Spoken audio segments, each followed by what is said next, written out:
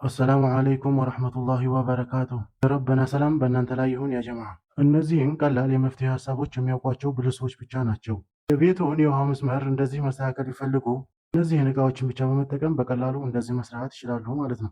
በቀጣይ የምንለቀው ቪዲዮ እንደርሳችሁ ቻናላችንን ላይክ፣ ሸር፣ ሰብስክራይብ እና ኮመንት በማድረግ እንደዚሁ